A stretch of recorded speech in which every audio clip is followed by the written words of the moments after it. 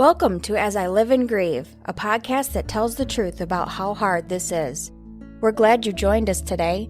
We know how hard it is to lose someone you love and how well-intentioned friends and family try so hard to comfort us.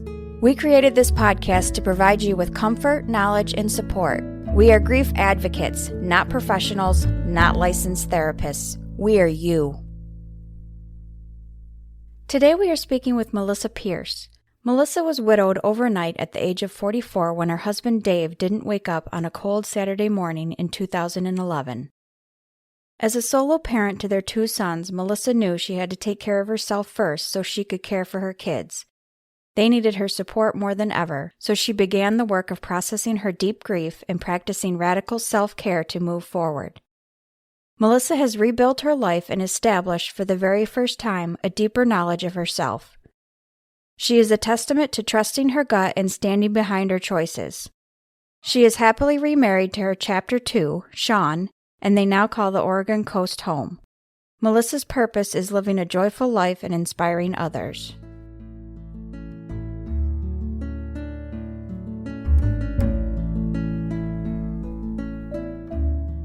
Hi, Melissa, and thank you for joining us today.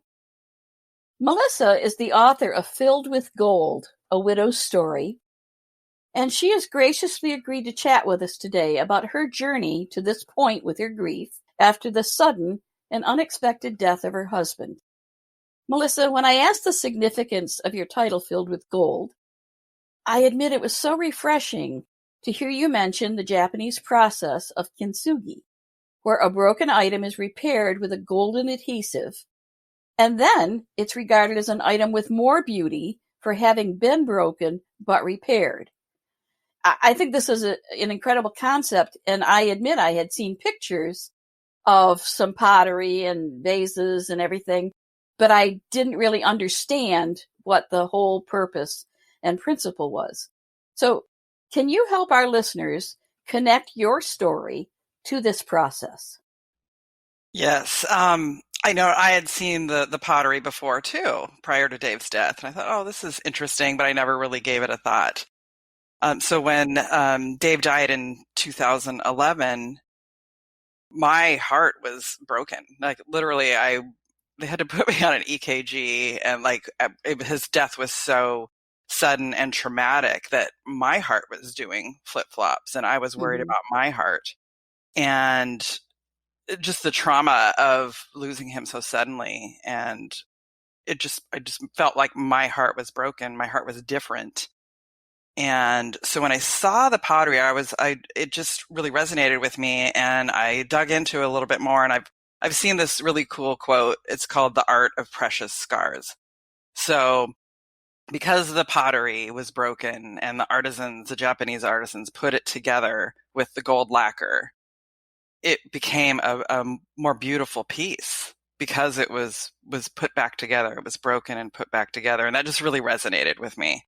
Yeah, I just, my heart's different, and I'm actually different. So I think I'm, maybe more beautiful than I was before, or my heart is. You're mended with gold. Yes. Yeah. So it's filled with gold. I just love that imagery. It really means a lot to me. I think going through something, it's harder to understand when you haven't been through something, and once you go through it, you're going through it and you're healing and everything. It just makes you a better person, and you're more understanding to other things, I think. So, oh yeah, so much more empathetic. I am more compassionate, more empathetic, more joyful, because I know that, it can all just be gone in a second. So I really do appreciate what life has to offer here. I wasn't always like that, but moving through and actively grieving, that was really just soul sucking. I mean, it brought me to my knees. Well, and it's horrible that you have to go through something so horrible before you can come empathetic to things like that. But, unfortunately it's, but at least you realize after the outcome. So regarding your grief journey, do you feel that your journey's over? Are you done grieving? No. No. Yeah. I kind of use the term active grieving because I was really in it. Those first probably, year and a half, those first 6 months were really rough, but I think I was very much in shock. So I felt like a zombie because Dave, there was no warning when he died. He just wasn't feeling real well on a Friday night and just thought he was coming down with a cold and like his chest was tight. And then I found him in our bed the next morning. He was dead. And we have two children that we adopted through the foster care system. So it was just so unbelievable because first of all, I thought, well, my kids get a pass because they've already been through a ton of trauma being in the foster care system. So their life should be pretty perfect from now on. They've done it. They've gone through it.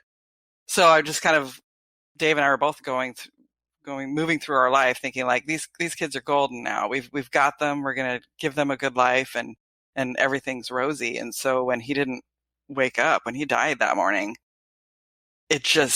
I couldn't believe it. Like I didn't believe it for 6 months, actually. I really did not believe, even though I performed CPR on his body and I saw him at the funeral home. It just didn't click with me that this actually happened. So I think I was in shock for probably 6 months. And then the grief started, showing up and kind of seeping in. I think my body and my brain was just kind of protecting myself because it just kind of creeped in through little cracks, like cracks of my broken heart. It's like numbness. You're numb. And then finally the numbness started to wear off and it hit you. Yeah. And then I felt like just an open wound. I felt so raw and vulnerable and just like afraid of the world almost. But I had to work. So I was working full time. The kids had to go to school. They had to be fed. I had to try and feed myself, which I was not doing a very good job of. And so the things had to get done because I was not going to let these kids like go down the tubes. Like, so I knew I was just kind of on, I don't know, just zombie mode. I was just trying to keep all the plates spinning. And then I really wasn't because I was not dealing with what had happened and I was not dealing with my grief in a healthy way. How old were the kids at the time? They were 10 and 13. So my youngest we had a birthday party for him 10 days after Dave died. So he turned 11 about 10 days after he died. Yeah, so I had a birthday party like 2 weeks at a pizza place. So yeah, it was like just doing the things, just trying to go about, doing the normal things, but really not feeling normal at all. Just like, yeah. What were your days like, your routine days? I mean, I'm sure you were on kind of like autopilot, but what were you doing for you? Not much. I mean, I was sleeping okay because my doctor had prescribed a sleeping pill, but I didn't like that. I didn't want to feel like I felt numb already. I didn't want to feel number.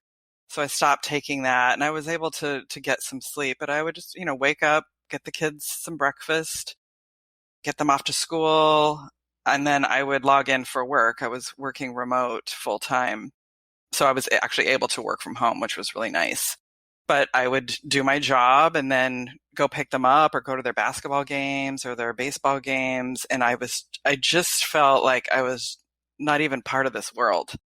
But something in me knew that I had to keep my kids alive. I had to keep them well, and I had to show them that I'm not going to fall apart because their birth family kind of fell apart. And that's why they were in the foster care system. So it was just so imperative to me to show them that I'm okay. I've got this. You guys be kids. I can handle this. But I wasn't eating. I wasn't really able to, like, food didn't taste good. I wasn't even producing saliva almost. Like anything in my mouth, like that wasn't wet would just crumble. So I just ate a lot of soup. My mom stayed with us for a month. And so she made just pots of rice. That's all I could eat was like buttered rice. So she did take care of me that way, but she had to go back home and I had to go back to work. And so, yeah, I was just zombie mode for a while. So, and I think just because as a mom, and then I try to put myself in your place, and I know I have my rough days too. And I think that if it weren't for my kids, I probably wouldn't get up and do the things that I needed to do. Right. So Yeah. in a way, you feel like your kids kind of helped you get up and out of bed, maybe at least. Oh, they were the only reason. Yeah. They were the Yeah. only reason. Like there were like I wanted to, just pull the covers up over my head and shut the curtains, but we had worked so hard, Dave and I, to create this family. Right. To adopt our kids, and we love these kids, and we wanted to, we were a family together. We were just the four of us, this tight little family, and I just didn't want that. I didn't want that to go down the tubes. I wanted to make sure that my kids were going to be okay. So yeah, that was the only reason that I pretty much got out of bed.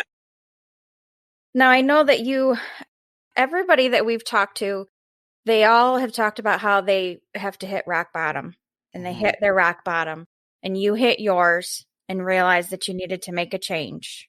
Yes. And how was that going through that? Well, I always have the imagery of the guy on the stage spinning all the plates on the sticks, just running from one plate to the next and making sure they don't topple.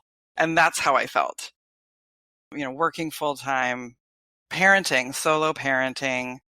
And, I kind of reached out for alcohol and pot, and just something for me to go to sleep at night, or just to numb out, or even sometimes to feel the feelings, because I was not really feeling those. And so sometimes I would, drink and listen to music, and then I would be able to like cry. I would like make myself cry.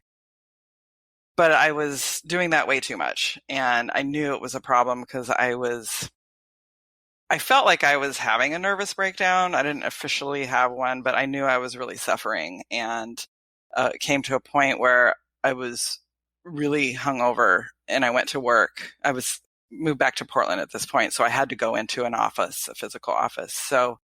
And I was late because I was hungover, and my manager was saying, having a team meeting that I was late to, so all eyes are on me, just saying that, hey, good job, team. You had a great year, and like next year we're going to have to work even harder. And everything just kind of zoned out at that point. And I just thought, I can barely keep up. Like the fact that like if I have to work harder, I think I'll die. I mean, I cannot do this.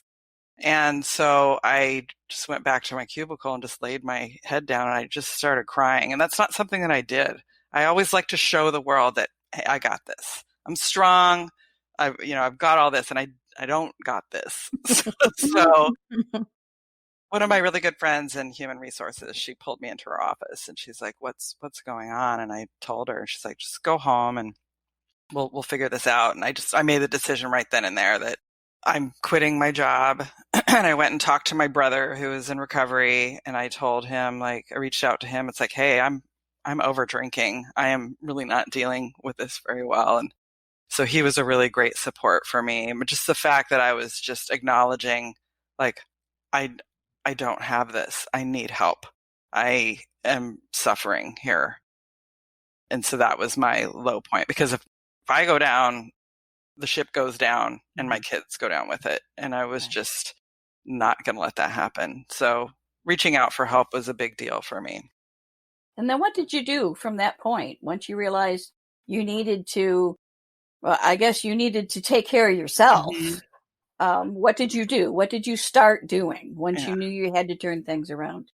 I think the fact that was a huge part of it was like acknowledging that I needed help. And so I just I just decided, and I don't even know, like, I don't know if I read it somewhere or in the books that I was reading about grief and widowhood, but I just gave myself permission to do anything that made me feel better or feel good or resonated with me, that I might feel good if I did this. So I did that. I mean, it was like self-care, 101, which is not something that I did prior to that. It was always like give to others. And at this point, it was like, I need to fortify myself, and so that I can fill my bucket, so that I can give back to my kids, so I wanted everybody to be healthy, and we needed to move through this. So And what kind of things did you do for yourself? What kind of things made you feel a little bit better? at first it was, my body, it felt like the trauma and the grief, it was just like stuck in my body. Yeah.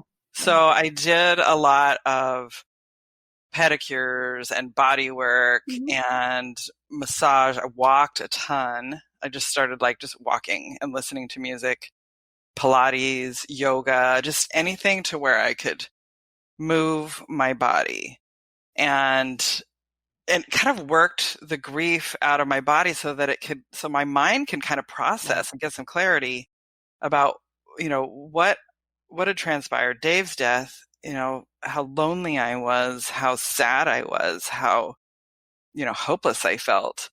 And then, that hopelessness kind of started turning into like little glimmers of hope. Just like I could see like, oh, I might experience joy at some point. I'm not feeling it now, but there's a potential for that. And so I just kept doing things that made me physically feel good. Yes. And I also, it does, when I think about it, because I wrote about it in my book, like, yeah, I got pedicures and I got, massage and all that. It's like, took baths. I took a ton of baths. And I can see where that might be considered like self-indulgent or like, Mhm. oh, you took a bubble bath to, resolve your grief. It's like, no, it's not. I mean, if I don't care for me, how do I take care of my kids? And that was my turning point there, because my self-care was just out the window. And I think it's the same for, like, if you ask any widow, and I have a lot of widow friends, that is the first thing to go. Nobody, it's like a afterthought. It's like, oh, maybe I'll do something nice for myself. But, I that was a turning point for me. It's Was hard really, to hmm it's hard to pick yourself up, get dressed, leave the house, hmm and go do something like that. hmm That's a monumental task when you're hmm grieving. hmm It yeah, truly is. yeah. Another part of the self-care that was not like the physical was, I was really noticing like how I talked to myself, like the words I said to myself. Sometimes they weren't the kindest words. And I Mm. think like that was kind of how I operated my life up to that point. And so I really had to notice, like, how was I talking to myself? Could I use some different, kinder, nicer, more compassionate words? Could I affirm what I was doing? Like, hey, Melissa, I know this was kind of crunchy and ugly the way you parented your kids today, but you're just doing the best you can. So I kind of Mhm. became my own best friend. I know that's kind of like No, a I like weird that. quote, I, but I I like really that. had to, like, Dave wasn't there anymore to tell me that. He wasn't there to have my back. So I had to have my own back and really just notice and just talk to myself in a much, much more kinder and more compassionate way. So, yeah, the self care thing, and even just as a mom, that is something that I think I've had to learn, that if I don't take care of myself, I don't want to take care of anybody else. Mhm, mhm. And for anybody to say that something that someone else has done that would be extravagant, or they think that that's strange, like, oh, her husband passed and she's out getting her nails done. Please don't think that way. Can you change your Right. mindset, please? Because that 30 minutes to an hour of someone taking care of your nails means the Mhm. world. I go every 2 weeks, and she's like my therapist, or we chat, or she just makes my nails pretty. And I used to be a nail tech. I could do my own nails, but who wants to do that? I want someone Right. else to do it for me. So Right. just anybody that does self-care, please change your mindset and don't make anybody feel bad about that. Yeah, I mean, that's so, yeah, what a great point, Stephanie. And I think just as women, like, Yes, you don't have to be a widow or anything. That's just, we're always like the right, afterthought. Yeah. And then feeling guilty about, oh, I want to get a pedicure. I want my toes to look nice. I want to look down and like, oh, right. those are really nice. And just having Yeah, somebody touch me, because nobody had touched me. right. Yeah. Just somebody physically just touching and massaging my little Yes. toes. It felt so good, Yeah. Yeah, there's something about a pedicure. I know I always feel like, well, in fact, I always say at the end of a pedicure, I look at my toes and I think, oh, my toes are happy now. Yeah. And it just, I don't know, it just makes me feel good. And I think I was probably well in my 50s before I had my first pedicure ever, ever. So important. Yeah. I hope our listeners understand and agree. Melissa, I'd like to pose a what if question. You mentioned sort of hitting a bottom and knowing you had to turn things around and that you were the only one to do it. Have you ever considered what might have been the rest of your story had you not come to that realization? Oh, yeah. I mean, I don't know if I would be here, or I don't know. I know my kids would have really suffered more than they had. And yeah, I mean, I'm doing really well. I mean, I really like where I am right now. Good. I like where I am in my life. If I didn't treat myself with, so much compassion and kindness and self-care, I wouldn't be living this life that I love. I love this life. I love my life now. I'm remarried. I found, love and partnership again. And my kids are doing well. My oldest is graduating from college. My youngest is, he's working full time, and they're living their lives and they're able to support themselves. And that's, I don't like to go think about like, oh, what if I didn't do that? But I know there would be a lot of suffering. yeah. Yeah. Well done, Mama. Well done. Yeah. Thank you. And I'm just so glad that you not only knew what had to be done when you took time to think about it, but you also found the strength to make it happen, because I know it's not easy. It takes immense strength, inner strength. Just from my personal experience, there were days I didn't want to get dressed. I didn't want to do anything except maybe sit up, drink some water, watch TV, and try not to think about what had happened or that I was alone. So kudos to you for realizing that you needed to do something and for doing it. Thank you. So do you have any thoughts, knowing how intense grief can be, what friends or family members might do or say to help convince someone who's grieving to get up, get dressed, and do something special for themselves? Yeah, that's a tough one, because even experiencing, the death of my husband, you would think that I would know the exact perfect thing to say, and I don't. but I always come from a place of, just like telling, somebody like, I know you're hurting. I know you're devastated, and I'm here. And just being supportive and just being there. Like, what comes to mind for me is I have a girlfriend who basically called me every day and didn't want anything from me, just like, hey, how was your day? What went on today? Just knowing that I had supports, and my family supported me. And when I let them in, they could support me even more. But just, I don't know, I just supporting someone, just being there, not asking them to do anything or tell you anything. Or a lot of times it's like, well, what can I do for you? It's like, I don't know. I just need to know that you're there, So yeah, I had really incredible support, which was the game changer. That's as great. well. Yeah. Melissa, let's turn to your book and your business. Your website is filledwithgold.com, and I recall you saying it was undergoing some revision right now. Tell us what we might find if we visited your website.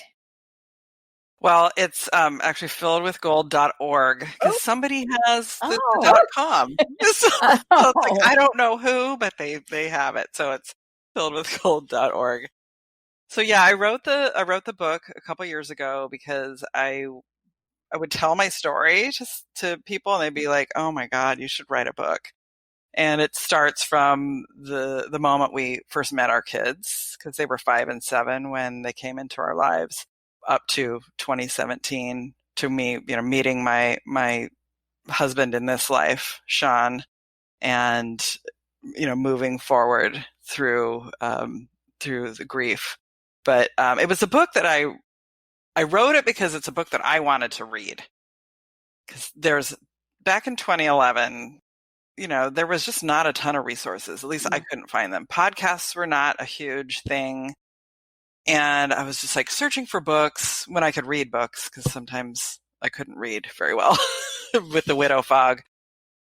But it was just the book that I wrote that I wanted to read. And so I wanted to share my experience because I felt really alone because I couldn't find resources. So I thought, like, I'm the only one out here that's experiencing this. And I know that's not true. So there's so many awesome books now and awesome podcasts like what you guys are doing. And that's why I wrote the book. But right now I just feel like I've gone through this unique experience, and I wanted to support other widows and have them, hopefully move through this experience with a little more grace and ease than I did. I kind of white knuckled my way through this experience. And so I am creating and launching a monthly subscription box to help support widows in their self-care. Because I think once you start taking care of yourself and know that you need to do that, you can move to a place where, you're living a life that you deserve to have. I mean, it's everybody's birthright to, feel some joy and live a life that they want to live, regardless of what has transpired, what traumatic experiences have happened. So just, it's a box that will be filled with books, or sometimes not a book because reading is hard, like I said. But those just self-care items, activities, just getting a box every month on your doorstep. It's happy mail. First of all, it's not a bill. Right. And, you give yourself permission to open the box and look at the items and figure out, like, yes, I can take some time out for myself. I can treat myself with some kindness and compassion. And there's support there. There's other women out there who know what I'm going through. So it's, again, I'll be launching that the first part of 2021, and I'm really, really excited about that. Yeah, I know what it feels like to lose the most important person in your life. Right. So I want to just give from that place and just serve this widow community based on, what I've experienced and what's helped me. Right. I love that it's a monthly box, because I think I've received other monthly subscription things, and I think looking forward to it, it's coming. But even if we always, especially with holidays, we get so busy, and you kind of put your self-care to the side because you're taking care of decorating and buying presents for everyone for the holidays and baking cookies and all that. And you get so busy, and then all of a sudden you're like, whew. But I think with that box coming, you look forward to it, and it's like, oh yeah, I just got my box. It's time for me to take care of myself. Right. So I like that it's going to come to everybody's doorstep every month. Make you take care of yourself. Yes, for sure. Yes, just fortifying yourself with the self-care and like having some time to just go take a bath if you want to take a bath, because there's this bath product that you can go use and just pamper yourself. Right. Yeah. It's a great idea. Mm-hmm. So your revisions to your website are not yet complete. Is that correct? Correct. Or is your website available now? It's available now. Okay. Yes, it's available now at www.filledwithgold.org. Okay. Yes. And we will have that information in the episode notes as well as on our website. Now, I went to your website and I downloaded a resource sheet. Mm-hmm. So I hope that's still an offering. Yes. But I found that very interesting. And I honestly thought that that's a nice thing for those friends or family members who care to just print off and tuck in a card and send to someone who's grieving. There were some affirmations in there. There were some suggested music, some suggested books, and even some organizations that would have resources to help And I thought it was a wonderful idea, packed with resources. I wish I had had one handed to me when I needed it. So I recommend that anyone, especially widows, and I know you have a very particular place in your heart for widows that have to solo parent from that point on. So that your resource sheet and everything on your website will be geared toward that, but there's still so much that's applicable to everyone. So I guess, is there anything else you want our readers to know? Any special thing that you offer or any special tip or advice you want them to hear before we wrap up for the day? I would just encourage any widows out there, particularly the ones who are solo parenting, first, my heart is with you. And I really want to support you. Go out to my website. The first thing you'll see is a place to download my widow self-care support guide. And again, it has music suggestions. It has all the the resources, the websites, the organizations that I tapped into. And it's a 2-page guide. It's got book suggestions, affirmations. So helpful. It changed my life.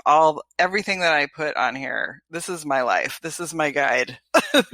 This is what really turned things around for me. So I just encourage anybody, any widow out there to just go to my website, check it out, and hopefully something will resonate with you.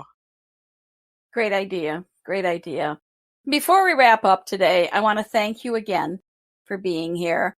I want to remind our readers or our listeners, maybe someday we'll have a book, but for now, remind our listeners of a couple things you said. One that I really, really love is be your own best friend. Don't necessarily wait for someone else to come knock on your door and say, this is what we're going to do, because that may or may not happen.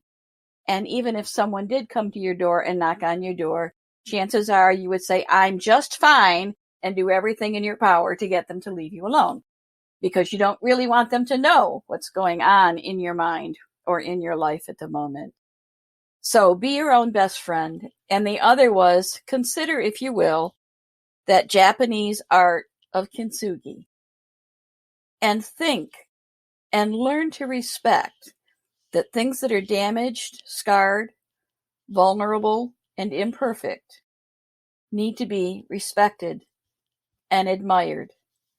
They have come through a horrible time of being broken, yet they've been repaired, mended, and are filled with gold. Thanks for listening.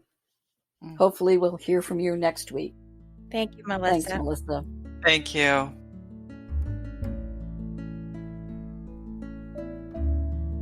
Thanks so much for listening with us today. We hope you will find a moment to leave a review, send an email, and share with others. Join us next time as we continue to live and grieve together.